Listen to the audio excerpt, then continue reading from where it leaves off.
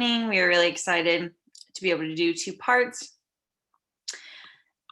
And then at this time, I will let Dr. Bull and Dr. Newman introduce themselves. And then I have a few items to go over for the resources, and then we will get started. Dr. Bull, would you like to introduce yourself?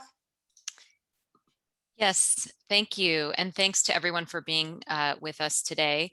My name is Aparna Bull. I'm a general pediatrician in Cleveland and am the medical director of the lead poisoning prevention program with Ohio AAP. Hello, and thank you for coming today. My name's Nick Newman, and I'm the director of the Environmental Health and Lead Clinic at Cincinnati Children's Hospital. Great, thank you both. And then in a few resources that we have created, we have the lead toolkit where you can register for that there. There's different modules and a ton of information on that. And then we have the Lead Prevention Journal Club where you can receive 20 MOC Part 2 and 20 CME credits for participating in that. And now I will let Dr. Bull get started with the training. If there's any questions at any time, please put them into the chat box, and we are excited to get started. Yep, thanks, Alex. I'm going to start today just to review our objectives for the training program, to review the epidemiology of lead exposure in children, which we did at our last training, to recognize the short-term and long-term implications of lead exposure, and to understand anticipatory guidance and medical management recommendations regarding lead exposure. And that's mostly where we're going to spend our time today. Next slide, please. As I mentioned, part 1 covered epidemiology and guidelines for screening and testing. We're going to spend our time today talking about how we as clinicians respond to a positive lead test, review medical management guidelines and follow-up, and also review lead prevention resources for clinicians and families. Next slide, please. I'm going to briefly recap our training from last week. I know some of you were with us last week and some weren't. So by way of review, remember that children are exposed to lead mostly through deteriorating paint in older housing. In Ohio, 80% of lead exposure is explained by housing-related exposures. We know that children are uniquely vulnerable to lead exposure as they are to all environmental health hazards due to their physiology and developmentally appropriate behaviors. And we know that lead exposure increases risk for school failure, behavioral problems, incarceration, really representing lifelong health consequences for children. Then we also reviewed the fact that Ohio law requires testing for high-risk children. Next slide, please. As I mentioned, while we know that while there are multiple potential sources for lead exposure, the most important sort of common source of exposure in Ohio is housing. We had some conversation last time about other exposures like from traditional medicines and spices, certainly things to keep in mind, but want to make sure that we all understand that predominantly here in Ohio, lead exposure is from housing, and that represents 80% of the kids that we see. Next slide, please. Yes. Reviewing reasons for children's unique vulnerability, their developmentally appropriate hand-to-mouth behaviors as infants and toddlers. When kids are iron deficient, they may have pica behaviors that exacerbate their risk. And then in older children who may have, for example, developmental delay with persistent hand-to-mouth behaviors, they may also be at risk. Next slide. The bottom line here is that to review that by Ohio state law, children who are insured through Medicaid should be tested, their blood lead level should be tested at age 1 and 2 years. Also, any child who lives in a high-risk zip code should be tested at 1 and 2 years. And if children did not receive that recommended testing, and you see them when they're under 6, they need to have at least one documented blood lead level. So if you see a child like a 4-year-old who was not tested at 1 or 2 and meets these high-risk criteria, they need to have by law at least one documented lead test by the age of 6. There are some additional risk factors that we reviewed around housing and if there's a sibling who's lead poisoned, if you have suspicion of exposure due to a parental occupation or anything else in the history. Just want to emphasize that what the law requires is sort of the minimum. This is what is recommended for high-risk kids at a minimum in Ohio, and it's required, but that doesn't mean that our clinical judgment cannot lead us to testing children outside these parameters, sort of the minimum parameters. Next slide, please. Dr. Newman at our last training also reviewed some of the impacts that we're seeing with a decline in lead testing during the COVID-19 pandemic. And as we all know, with deferred or delayed primary care, we're seeing this phenomenon is really occurring within a larger context of things like delayed or missed childhood immunizations, other aspects of delayed or deferred primary care. But considering as well that we have children during the period of quarantine who are more likely to be confined in their homes if they are living or going to childcare in an environment that contains lead hazards, the period of the pandemic, they're kind of confined in that space more. We've also seen families that have had exacerbated housing insecurity where it's possible that risks for lead exposure in those kids' home environments has increased during the pandemic. But at the same time, with deferred or delayed primary care and interaction with their medical homes, testing has declined precipitously. And as Dr. Newman shared, this is some preliminary data from ODH that shows pretty significant decrements in lead testing in 2020 compared to 2019. You see that some cities are in the sort of decline by 10 to 20%. Here in Cleveland, upwards of 30% decrease in lead testing compared to the prior year.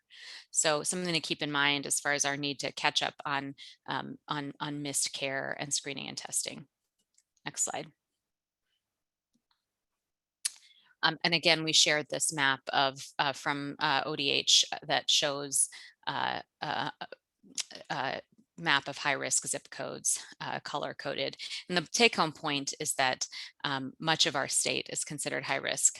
If you advance, Alex, most of Ohio is considered high risk. And the specific zip codes can be found on the ODH website. Next slide, please. We also reviewed blood lead testing, which can be done in office by capillary testing, often with point of care testing possible. However, confirmation of elevated blood lead levels through capillary testing should be done with a venous draw in locations that have ready access to phlebotomy. You can go right to a venous draw, but we talked about the fact that in some settings, if families have to go to another location for phlebotomy, on-site capillary testing can be an effective way of increasing our adherence to testing guidelines. Next slide. Now we're going to talk a little bit more about screening and testing and our role in primary, secondary, and tertiary prevention. Next slide, please. I think it's important to keep in mind that we're operating in an environment with preventing the effects of childhood lead exposure. We need to be working as clinicians in a complementary fashion with our public health colleagues. So we have a role in the anticipatory guidance that we provide to patients in primary prevention, and our public health colleagues are engaged in primary prevention in preventing housing-related exposures in removing lead hazards from children's environments. We have a role in testing and in reporting results. Our public health colleagues assist with case investigation, with investigation of lead hazards when kids are identified as being exposed to lead. And with tracking and epidemiology. And then we also have a role to play in medical management, care coordination, and follow-up for kids who are lead exposed. Next slide, please. primary prevention, we have opportunities to review strategies for primary prevention of lead exposure in the first place with families at our well care visits. Before kids are ever mobile, crawling around and putting things in their mouth, we can talk with families about housing related risks, about taking their shoes off in the house. We can talk with families about if there are risks identified or suspicion of risk, what are the resources available to them. And then we talked last time too about parental occupations, certain arts and crafts that can represent risks for lead exposure, and we can have those conversations with families and at the preschool and adolescent visits as well. Next slide, please.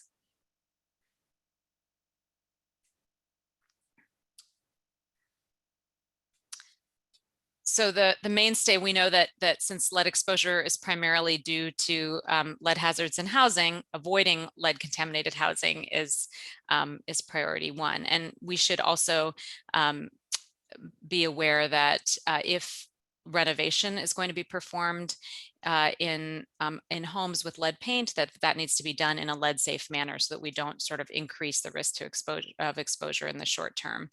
So that resource on the guidance from the EPA is meant to help us share with families that important piece of information. We can also counsel families about the importance of healthy nutrition, a good diet. So regular meals, an iron sufficient diet, a calcium sufficient diet, and sufficient vitamin C are all helpful. We talked about sort of the physiology of lead absorption in our last training, and the fact that nutritional sufficiency with these essential nutrients is helpful. And I already talked about using care when doing work on older housing, and here's the link to that resource. Next slide. As this slide illustrates, the formerly known as level of concern and now reference level for elevated blood lead levels has changed over the years. If you'll advance, Alex.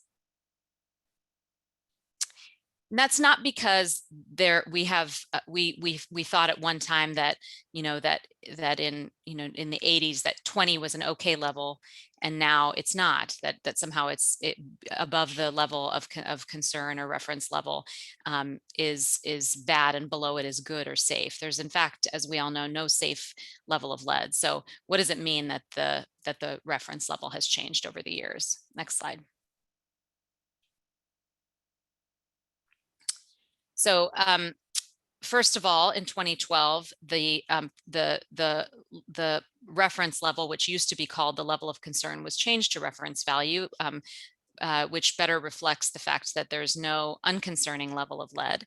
And then the reason that the reference level has changed is because it's determined based on the Haynes survey that Dr. Newman mentioned in our last training, that looks at the prevalence of lead levels across the population of children under 6 in the United States. And that level of what is now 5 micrograms per deciliter is determined because it's the 97.5th percentile, meaning that 97.5% of children under 6 had a blood lead level under that level. And it's been changing because the prevalence of elevated blood lead levels has been changing and thankfully has been going down, but it doesn't mean that doesn't change the fact that the only safe blood lead level of lead is 0. Next slide, please.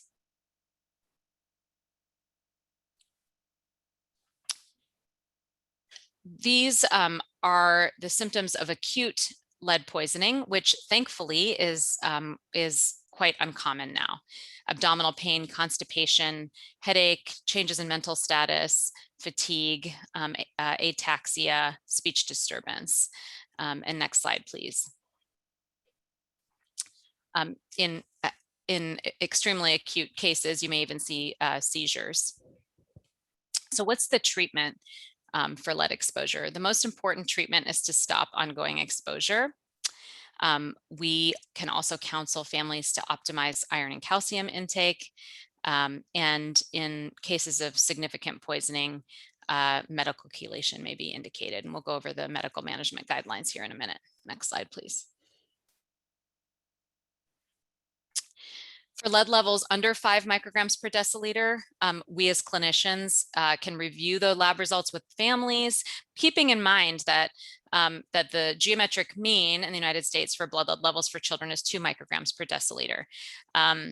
So the response to a blood lead level that's detectable but under 5 is it's an opportunity to reinforce the importance of primary prevention, to counsel families about stopping sources of ongoing exposure. We repeat testing in 6 to 12 months. And in addition to counseling about sources of exposure, it's also an opportunity to remind families about healthy nutrition. And often kids in this age range have nutritional risk factors for iron deficiency. So it's an opportunity to reinforce and treat if needed. Next slide. After each of these sort of summaries of medical management, we have some images of what the medical management guidelines look like on the ODH website. And there's a medical management table that kind of breaks all of this down in one place. So this is essentially the same information that we just shared. And then if the test was at age 1, just knowing that we're going to test again at age 2. And if there are any changes in the interim, then we might consider testing in advance of that. Next slide. For lead levels between 5 and 9 micrograms per deciliter, we're going to do the same things we did for the kids less than 5. We're also going to confirm a venous sample in 1 to 3 months. These levels are reported to the health department. We're going to take a careful environmental history to identify potential sources of exposure, reinforce nutritional advice. We may need to consider testing for iron deficiency. We're usually getting a CBC at ages 1 and 2. We may want to consider additional testing for iron deficiency or intervention to ensure iron sufficiency with supplements. And then another thing to point out is that now in the state of Ohio, early intervention referrals occur for all blood levels, all kids with blood lead levels of 5 micrograms per deciliter or greater. And it's an automatic eligibility criterion for early intervention. So what that means is that even if the child does not have current signs of delay, they are eligible for services. The nature of those services are a work in progress in many regions, like for example, in Cuyahoga County, there's an addition of a social work function to the early intervention team to try to assist with issues related to housing and preventing ongoing exposure. There's an addition of a dietitian function to the early intervention team in Cuyahoga County to assist with nutrition, optimizing nutrition. And then there's also some efforts underway to try to offer some more proactive kind of developmental supports and assisting parents with things like early literacy and supporting healthy early development for those kids that don't have any signs of delay, but they have elevated blood lead levels, so might be at high risk. The Department of Health will automatically make those referrals, and clinicians and parents can also self-refer to early intervention. Next slide. I think I reviewed most of this already, just to make the point that some of the services that I described in Cuyahoga County are kind of in a pilot phase. And as I mentioned, the social work services that are being piloted in Cuyahoga County are meant to assist with coordination of social services, housing resources, and then this point about skill building activities gets to this sort of aspirational goal around supporting healthy development and providing parents with skills and supporting early literacy and healthy development to kind of promote resilience in these kids. Next slide.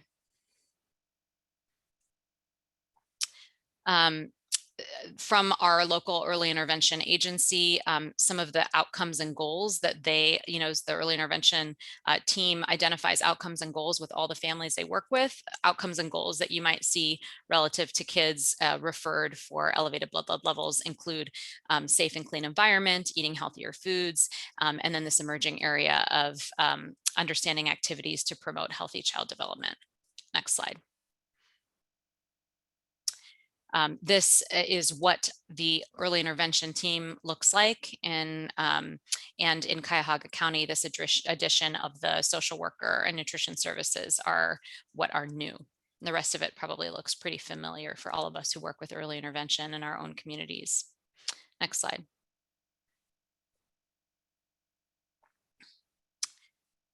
For blood lead levels greater than 10 micrograms per deciliter,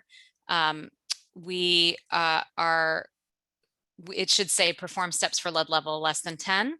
So everything as above. Confirm a venous sample within the next 1 to 4 weeks. And there may be additional evaluation or environmental investigation warranted in addition to what we already described. Want to point out that for additional advice, especially with challenging cases, we want to make sure that everybody's aware that the Pediatric Environmental Health Specialty Unit is a very helpful resource. And I think there's a link later on in the presentation, and if not, we can make sure that we put it in the chat. Dr. Newman can speak to that a little bit as well, as he is the director of our regional Pediatric Environmental Health Specialty Unit. And then we also, the Department of Health is a resource for abatement for families. Next slide. This is what the medical management guidelines look like for blood lead levels of 5 to 9 micrograms per deciliter and then 10 to 44 micrograms per deciliter. Next slide, please. For blood lead levels of greater than 44 micrograms per deciliter, all of the previous steps these children need to have their venous lead level confirmed within 48 hours, and hospitalization and chelation therapy may be indicated. And in this case, again, contacting our PACU, Pediatric Environmental Health Specialty Unit, is recommended for assistance. Next slide. And this is what the guidelines look like in table form for these kids with blood lead levels that would necessitate hospitalization and chelation. Next slide. Now I'm going to turn things over to Dr. Newman, who's going to talk a little bit more about chelation and may want to add a little bit as well about the PACU program. And actually, here's a link right here to PACU website. Hello. Yep. Thank you very much, Dr. Boll. So yeah, I'm going to speak a little bit about chelating agents for a minute. So and actually, I see a fair number of kids who need chelation. And particularly actually in the last year, we've kind of had like a bumper crop, unfortunately, of kids who required chelation, and it's been a lot. And on top of that, we've had a nationwide shortage of some of the agents. So it's been quite a year in terms of that. And the PACU in Cincinnati, I mean, I'm available. I've helped out people from all around the state and the surrounding states also about these kinds of issues. So I mean, feel free to contact me. So basically, like, chelating agents are chemicals that are designed to bind metal ions to improve their solubility so they can be excreted through the kidney. And so if you think about it, I mean, part of the reason that like lead is used in like pipes and paint and all this other stuff is that it tends to resist water. So you have to do something to it to like grab it and pull it in. And unfortunately, because it binds, the chelating agents basically have like a little pocket in them that has either like 2 nitrogens or 2 sulfurs, which are partially negative, and they grab the lead and pull it out. And unfortunately, like, some of these chelating agents are not that specific for lead. So like they'll grab zinc and iron, but also like mercury, arsenic, et cetera. But like the problem is that they're just not that good at it. So it's not like, you give, the kid gets exposed to lead, you give a little bit of chelating agent and boom, it's all gone. I mean, it can be like a bit of a process. And, you know, I have some kids this year we've had to treat multiple times because the lead deposits in the bone, if they've been exposed for 6 or 8 or 10 months or something like that, there may be a lot built up. The problem with these agents, though, is that they bind up other, like I said, like they bind up other things. And so they can be toxic to the bone marrow. So, you know, reducing the bone marrow production, as well as the liver and kidney, because the kidney is bearing the brunt of this whole thing. Like it has lead in there anyway, it's going through. And now you got this chelating agent. So it's like you have to watch it. And truthfully, it's only approved for very limited uses. So, and one of the stipulations of using it is that you have to stop whatever the exposure was in the first place, because there's some risk that well, first of all, it's not going to work, but two, there's some risk that how this additional exposure is going to interact with the chelating agent in the digestive system. Next slide, please. So it's interesting. So, you know, parents often ask me, like, so like, how are we going to get all the lead out? Aren't there medicines to get it out? And let's say their child's lead level is like, I don't know, 25 or something.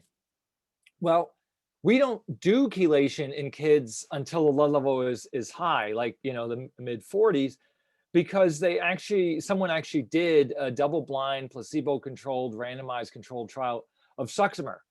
And they found that there really was no benefit to these kids, you know, whose lead levels were below 45. So, you know, kids who are in this 20 to 44 range, it does cause a transient decrease in the blood lead levels. But, you know, if you looked over time, it didn't make that much of a difference. And part of the problem is that some of the kids who were treated with Suxamer in this group actually performed more poorly than the kids who neurodevelopmentally than the kids who received placebo and were lead poisoned. So we have to, like, this is why we're pretty circumspect about using these drugs. And I can tell you, like, in the last year, because of COVID and people being stuck inside, and I mean, quite literally, I mean, there are kids just sitting there chewing on the window trim.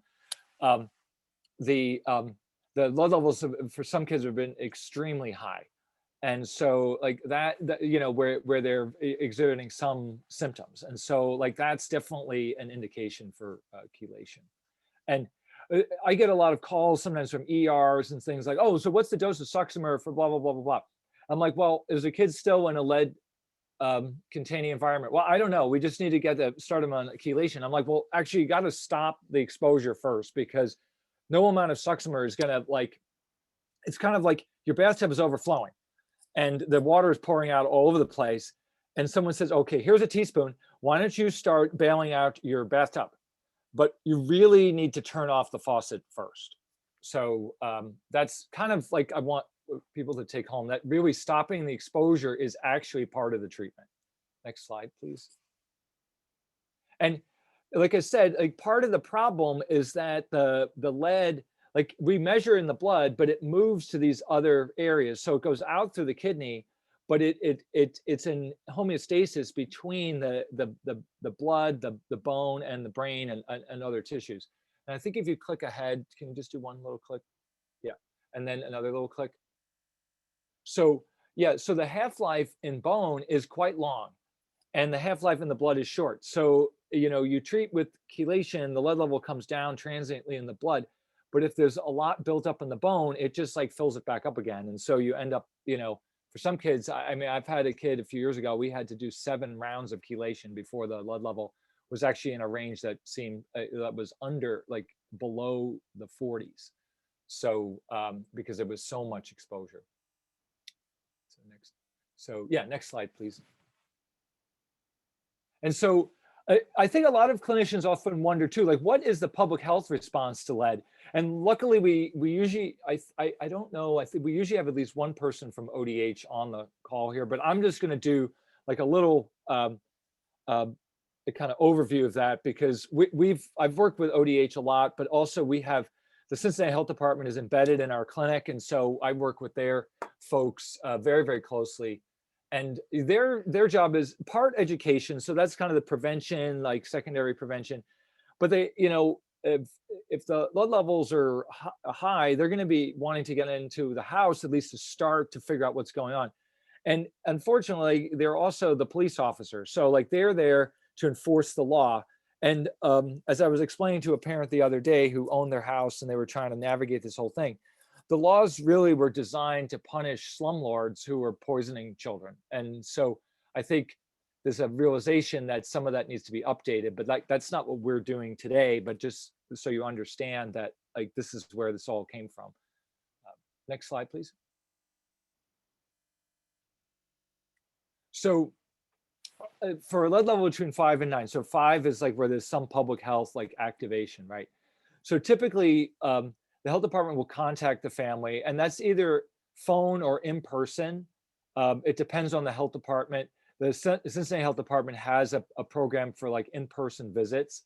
And some of that's been curtailed a bit during COVID, but they're trying to get that like back to speed again. So basically the idea is to try to, if there's some obvious source or something that could be done, like let's help the family deal with that. And, they talk about cleaning and education and all the stuff that we've talked about here, but it's really a reinforcement, and they're doing it like, in situ. Now, most of the other health departments and ODH, they do an over the phone assessment. And depending on if there's a bunch of red flags, they may like escalate what they're going to do. But typically they may just do an over the phone assessment. Next slide, please. And so if the lead level is 10 or above in Ohio, that prompts a public health lead risk assessment, which consists of a bunch of different things. But basically, you have a licensed lead risk assessor who walks through the house. This person is trained. He or she's trained to look for lead hazards. This is a picture of an XRF machine. So this is a portable device that you can go and you like fire it at an item, and it reads the amount of lead in it, like right there. So it'll say, let's say this windowsill, 100-year-old house, 6.8 micrograms per square centimeter. Like they know that instantly. So they're like, oh, okay, well, if there's chipping paint here, then we know this is a problem. So we're going to focus our dust wipe samples in this area because we know that this is a potential source of exposure. Now, at the same time, you have a nurse that's helping with the case management, helping the family navigate this whole system, and also provide education and do some medical and nursing assessment. Next slide, please. And it's at this point that the health department also, like, because the question came up of like other items, toys, et cetera. I mean, I've had them go in and they're like, oh yeah, well, so he's been chewing on this piece of furniture. Yeah, it's like, and they read it and they see, oh yeah, well, there's actually lead in that piece of furniture. So, the inspection itself can really be very helpful, and the people who are doing it are trained to be thorough. So if there are lead hazards present, the abatement is the property owner's responsibility, and they have 90 days to do that. Now, typically, like trying to get a contractor in and all this other stuff can take some time, and it's understood. And so, like, as long as you're making reasonable progress, you can ask for extensions up to a year. And once you hit a year, like, you get on the naughty list, basically. And the Ohio Department of Health will put the property on a vacate list because of unsafe lead hazards. There is actually an interactive list and map online, the ODH website that shows this. And often, like when I have families who are looking to relocate, I'll say, I'm going to print out the naughty list, and I'm going to print out the list from the Cincinnati Health Department that shows all the houses that they've abated in the last cycle. So I said, if you see that one of these on the naughty list is for rent, you probably want to stay away from that. And if it's on this other list, then maybe look into it a little bit further. But at this point, we don't. Well, they're working on it, but we don't have a perfect like kind of registry around this yet.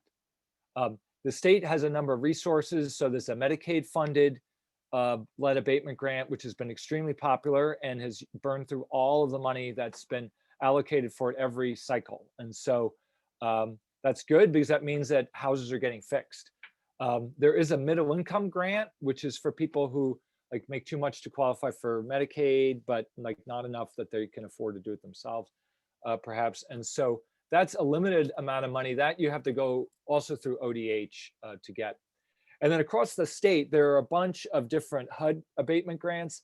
Abatement is the process of getting rid of the lead, and the finance through the federal government. I think I was at a meeting, I can't remember, who knows with COVID when all these meetings are, but in the last 12 months, and they estimated that Ohio had like $85 million available for helping to do all this. And then at the very end, there's also a lead tax credit, which I've had, an income tax credit, and I've had a number of families actually use that. So people who don't qualify for anything else, they're able to get up to $10,000 worth of tax credit on their income tax. But there's a whole process to go through that. You have to hold your, keep the receipts, et cetera. And the Ohio Department of Health will help. They've been very good at like helping families through that whole process. Next slide, please. All right, so now like we've had all of that dumped on you. We're gonna have a couple of little clinical vignettes, hopefully to like raise everyone out of their torpor again. I'll just read through it a little bit. And this is like kind of a composite case of kids that, that I've seen. So Timmy's 12 months old. He lives in an apartment with his mom and two siblings. Mom isn't sure how old the building is. He also visits with his dad, who works in construction, and mom says he lives in an older building with the paternal grandmother. Mom goes to school, and he attends childcare at a licensed daycare center, and he's insured by Medicaid. And the question is, does Timmy need a blood lead level done? And if people want to react a little bit, like thumbs up or say yes in the chat or whatever, just to get an idea of like where people are thinking in terms of this.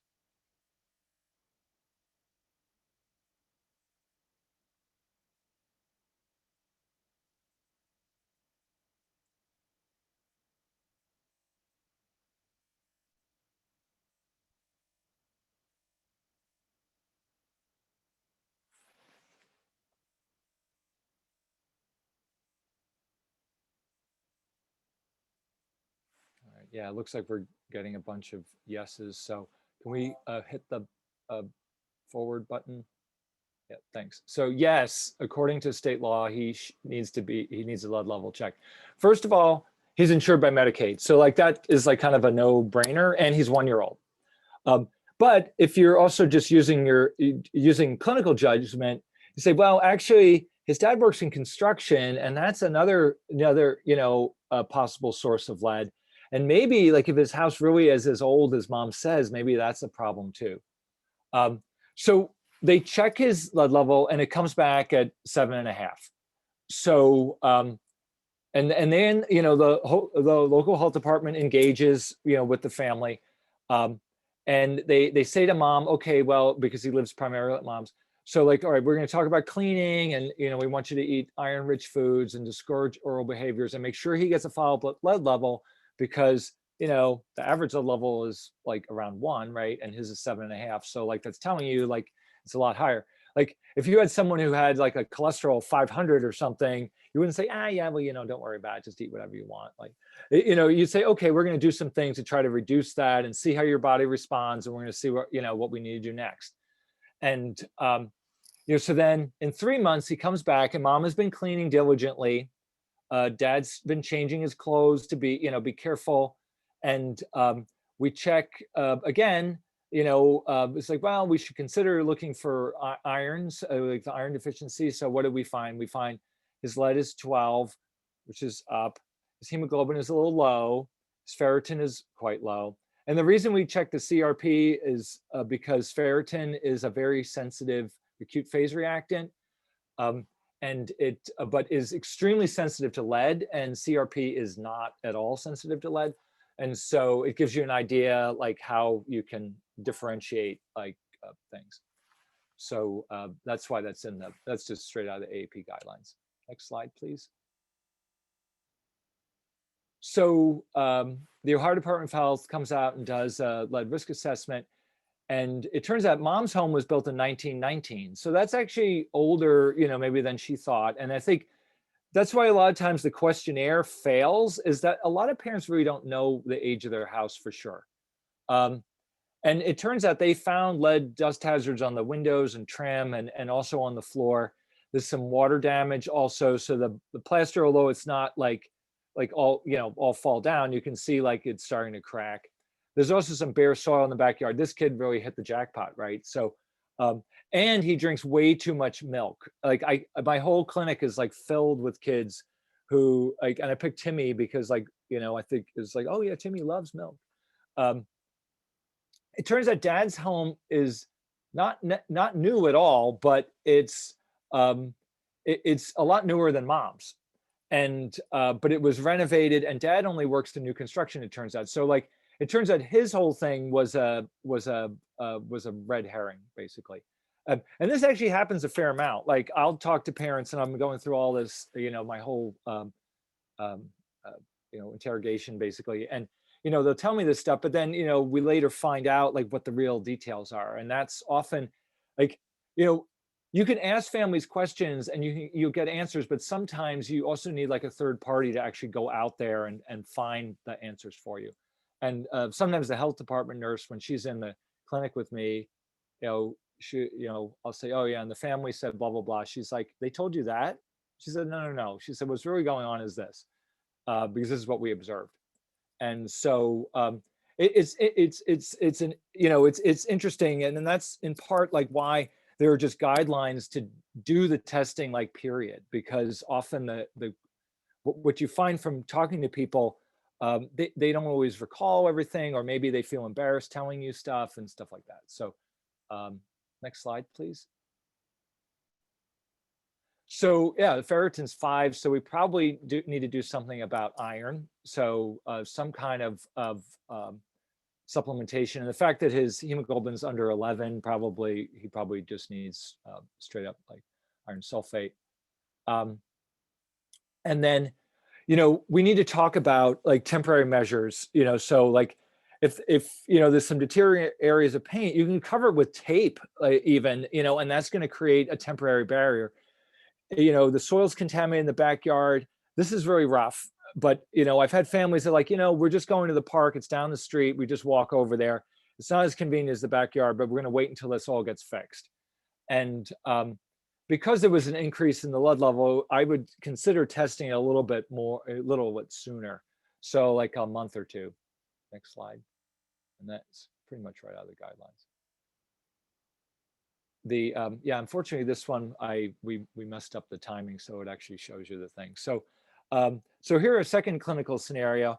We have siblings, a boy and a girl, who come in for a routine visit. They live in Cincinnati with their mom and dad, and they have Medicaid insurance. And I'll just give you a heads up, every zip code that Cincinnati is part of is considered high risk. So are lead levels required? Yes. They're 1-2 years old, they have Medicaid, and like basically all of urban Cincinnati is high risk. And if you saw the risk map from ODH, like all those urban like cores are all high risk. And some of the risk is like over 25% chance that you're going to find a kid with a high lead level. So it's not like a rare thing that you're looking for. Next slide, please. So when they did check the levels, they were 18 and 14. And I got involved. This case we ended up writing up this case because it's kind of interesting. So they referred to us for evaluation and assistance because the clinician was like, I'm not sure why this would be happening. So the next slide. So it turns out like they do live in pre-1978 housing, but there wasn't any lead-based paint in the home. Like, so it had either never been painted with lead paint or it had been like completely redone. And but they did detect some lead dust at the front door. And actually the current standards are lower than they used to be, like how much we allow. But at the time it was detectable, but not like to a point that the health department would do any enforcement.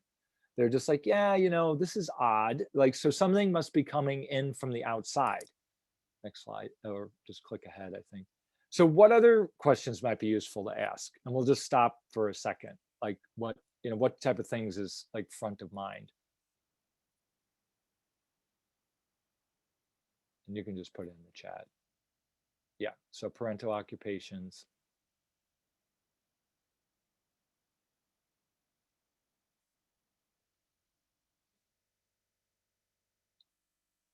Occupation, culture. Yeah, so like, are they using, I assume like things that might be like cultural items or something. Yeah. Toys. Yep. Diet. Yeah, maybe there's something that they're, we've had kids with, candies that were actually contaminated with lead. So, okay. Mouthing, putting, yeah, what type of things of like oral behaviors, all that stuff. Yeah, that's good. That's good. They would say like wait slightly longer than feels comfortable before you stop, but okay. All right. So do you want to just click ahead? Yeah, so adult occupations, imported items in the home. We just kind of put that under a big umbrella. The question about babysitting, yeah, are they going to another house? Yeah, exactly. Like where are they spending their time? Yeah, these are all really good. Also, is there anything going on nearby? House next door got demolished, burned down, et cetera. That can sometimes release stuff. So yeah, these are all, yeah, I put a couple of questions just to start, but like this, all the stuff that you're putting up is great. That's exactly how we should be thinking. Next slide. So, all right, so this case was kind of interesting. We did this, there was a clinical evaluation and the health department it got involved. And then ultimately, like OSHA and NIOSH got involved because there were concerns about the work site. Next slide. So the additional history, and I think we have to just click like one click. So Dad worked at this e-waste recycler. And next slide. And what he was doing was he was grinding up like old television sets. And next. And it turns out like he'd say, like he literally said, like, I just throw these things in and like all this dust comes out. And next. And wear same clothes like to and from work, right? The next. And his wife was like, yeah, he comes home covered with dust. Like, his hair was full of dust, his body, everything. Next. And of course, like little toddlers, they're like, Daddy's home, and they run to the door. And that's where like, that's like where the epicenter of the lead is, right? At this front door. Next slide. Or next click. Yeah, and so he's playing with the kids, they're like, oh yeah, it's great to see you guys again. He's got like, they're playing with his hair and all this stuff. Next. All right. So basically, like, so this was a photo from when the CDC went out, and it turned out like they had this machine that was crushing the CRT. And I think if Alex, can you just like, so there's the man standing there, you see the thing that's kind of a copper colored thing. Can you just like point to yeah. So that's like the CRT and it's like pointed down. So like the glass part is pointed down. And so these old televisions were made from leaded glass. And unfortunately, the work site, there was no shower. They didn't have, wasn't ventilated properly. There was like no baffling up or anything. And this thing was right next to the break room where they had like lunch and stuff. And what they found was like even, so this guy, actually, this is while they were doing the case evaluation, the thing that he has hanging on him is actually an air sampler. So they're sampling the dust, trying to figure out like how much lead dust is in the air. What they found was that even if they were washing, like they weren't able to get the lead off of themselves. And most of the uniforms, almost all the uniforms tested positive for lead. So, and as you can see here, it's unclear like what kind of uniform he's wearing actually. Next slide. So if you look, we're measuring like micrograms of lead in the children, right? And in this CRT, you're talking about pounds of lead. So like there's a good potential exposure. Now, the point of this is like, this is an unusual case, but the idea though is there's two things that come out of this. Is like sometimes just asking the parents like, what do you do? And you're like, gosh, that sounds like a crazy job. You know what I mean? Honestly, when they were telling me the whole story, I'm like, gosh, like it shouldn't be that much dust coming out. You know what I mean? And so that was what kind of got like public health and these other people like on board about it. Next slide, please. Yeah, so even Dad's level was high. And then he ultimately changed jobs. All of this was in like all the, the paper that we did. Next slide. Yeah, and so this was a couple of years ago, but it like happened right here. And so, I think, and truthfully, like back to where we started, right? How did these kids get picked up? It was because they were on Medicaid and they were 1 and 2 years old. I mean, like, so like even an unusual exposure can actually be detected just following the guidelines. Now, granted, there are other things that you would miss, but this really, I think, just stresses the importance of even something that it wasn't even the house, but the kids who are lower income at these ages are just as high at risk. Yeah. Sorry, yes, unfortunately, I mean, that led, there was a lead Zoom. Yeah, are you sending it by email? What are you saying? I don't understand that question. Why this keeps going off? Oh, Grant. Hello? Yeah. Grant? Oh, no, I think you've got the wrong. Sorry.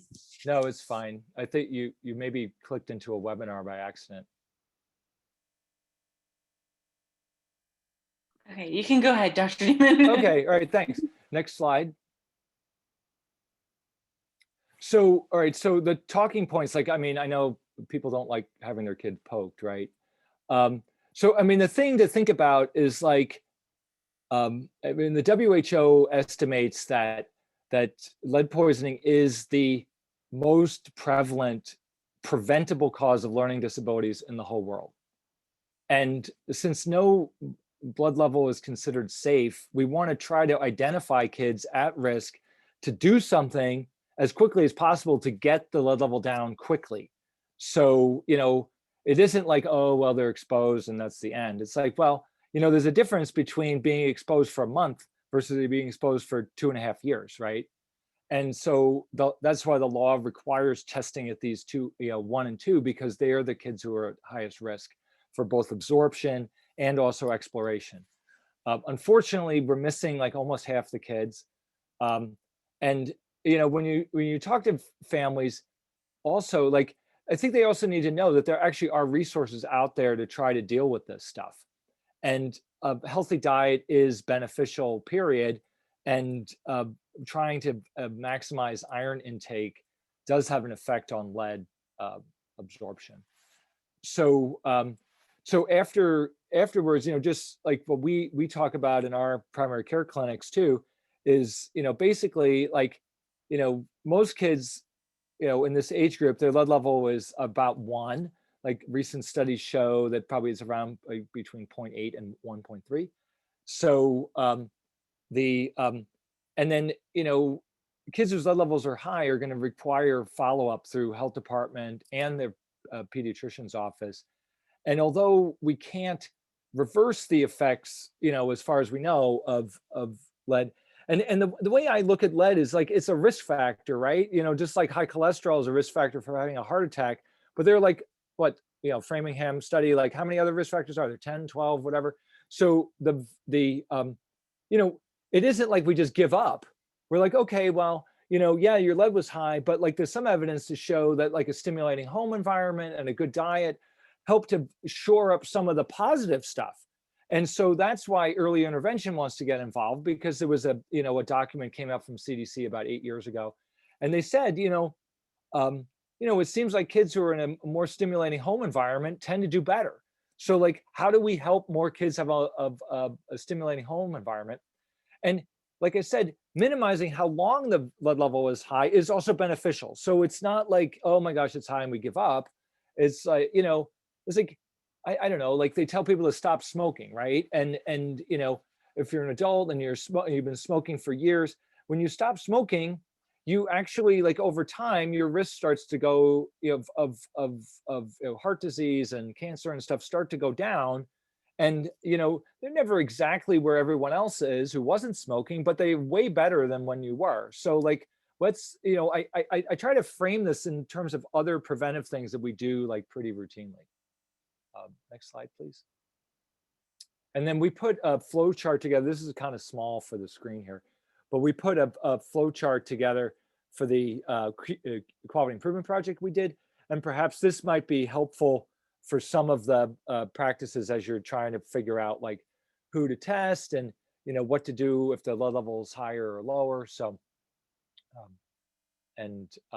the ODH medical management recommendations are like that yellow, red, orange coded thing.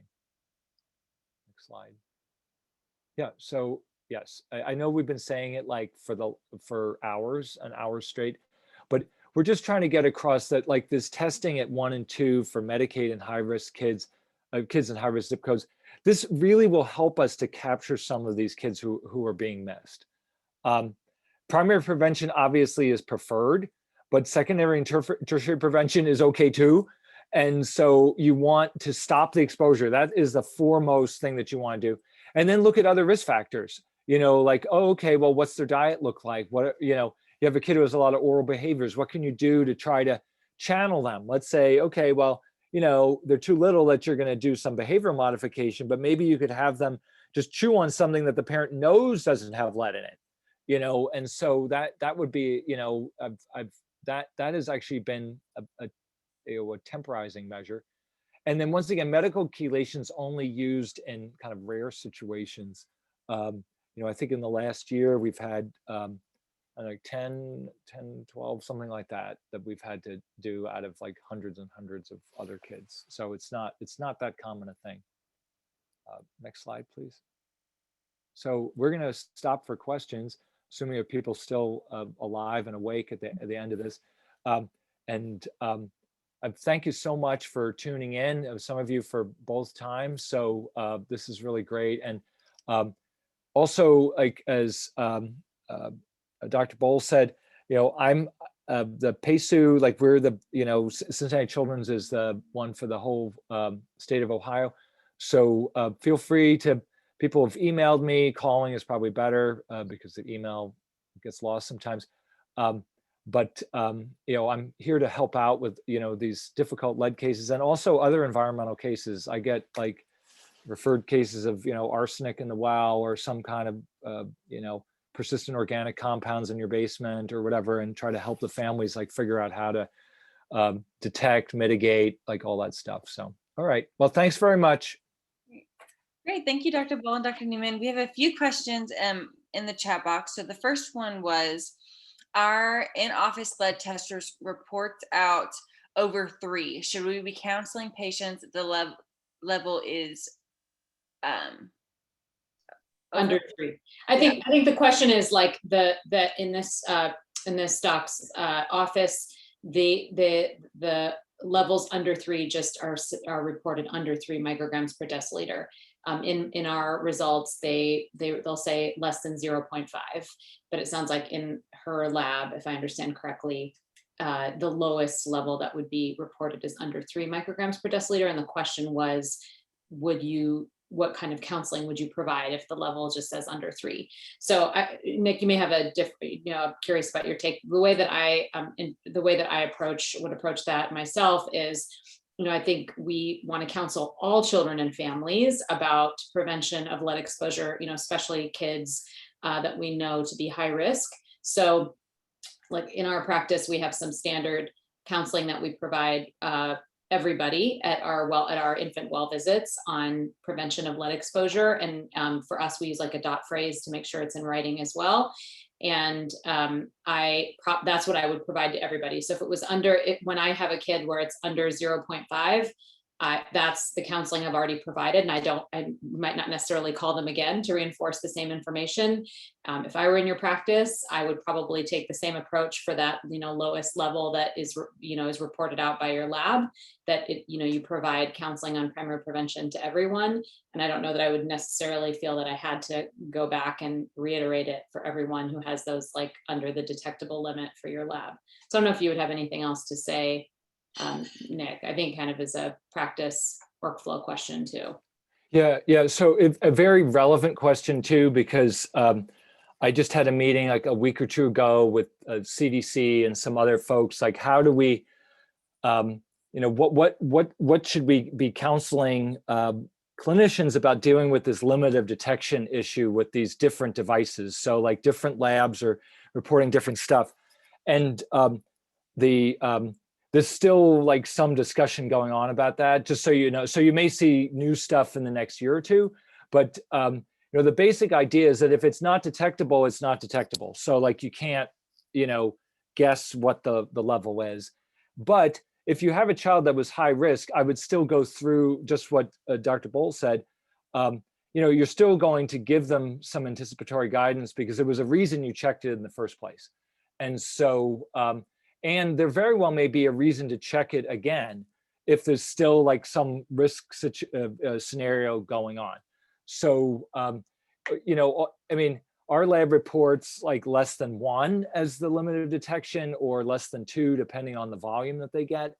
And so, all we can say is that it wasn't detected. I mean, that's now there's some nuances around limited detection and the chemistry of the device and all this other stuff. And I think that's a very deep hole that we could get into. But I think really it's like, if it's not detected, it's not there. But if they're still at risk, you can still, go through the other activities. And there was something about, in the 80s, treating kids with BAL and calcium. Yeah. So we still are doing that. In fact, I was doing quite a lot of that in the last year. So yes, we still got the old BAL. And when I explained to the residents, like how, British anti-Lewisite came into being, and who was this guy Lewis anyway? And they all get a chuckle out of it, but it's no fun for the kids, obviously, because a BAL is all IM and peanut oil and extremely painful. So yeah, we still use it. Yes. Is it still 24 shots, Dr. Yeah, Nick? it's a lot. Well, actually, so the thing is like generally it would be less because we're able to get the blood levels back fairly quickly, and Suxamer is almost equivalent to BAL in terms of its effectiveness. The problem we ran into this year was a shortage of Suxamer, like a nationwide shortage of Suxamer, to a point like we had to, like our hospital, I don't know what they did. They, I don't know if you watch the Lord of the Rings, where they light the fires of Minas Tirith or whatever. And like literally, like we had hospitals all over the region saying, well, we've got 10 capsules we can send you. We have 5. We have, they were scrumping up Suxamer across the entire region. So we've had to keep kids on BAL longer than maybe we would have wanted to. And maybe real quick, Nick, you could comment for people who don't know what Suxamer is. Oh, sure. So Suxamer has a bunch of different chemet, DMSA. So it's an oral chelating agent, and it's basically the oral form of BAL. It's a very similar molecule. It's just reformulated to be orally absorbed. I see the comment, so glad for Suxamer. I hated administering those shots. Agreed. Yeah. There's always, I also feel like there's always, there's so many logistical things to weigh, the duration of therapy, whether that the child has a lead safe place to go to, because you're not going to send them, on Suxamer if they don't, so there's always pros and cons, but I couldn't agree more. The BAL shots always feel kind of mean. Yeah. And when I was a resident in Detroit, we had to, the hospital policy was that the residents had to give all of those injections. So like, I felt like it was traumatizing the kid and probably all of us too. But just, yeah, ahead. yeah, go- so go ahead. I was going to change the subject a Sure. little bit, so go ahead, Mike. In Oregon, actually, they've significantly cracked down on the use of chelating agents because physicians were prescribing them for all kinds of conditions that they were not indicated for, and causing quite a lot of illness by like misusing the chelating agents. I was just going to comment, I put in the chat a link to the PACU web page. In addition to, I just wanted to put in another plug. I mean, Nick mentioned the diversity of topics that we can get help with from the PACU program. But in addition to like consultation with him or his colleagues, there's also some really great fact sheets for clinicians and for families. There's like some recorded webinars on a variety of environmental health topics, including but not limited to lead. So I just wanted to share the link in the chat. Yep, thanks. Yeah, we're actually working on a lot of like COVID related stuff around like disinfection and air cleaning and stuff like that, because there's been a lot of confusing information out there. So we're trying to help cut through that. And we're in the process of updating the medical management guidelines for lead. We're really just tweaking them. So like what we've talked about today is not going to change appreciably. We're just trying to make it a little bit easier and with a little bit like clearer explanations. But it's very similar to what's here, because ODH used some of what was in the PACU recommendations to help to create their medical management recommendations as well. So there may be, you may see some like update, but they're all very, very minor, really. Great, thank you. Are there any additional questions before we wrap up?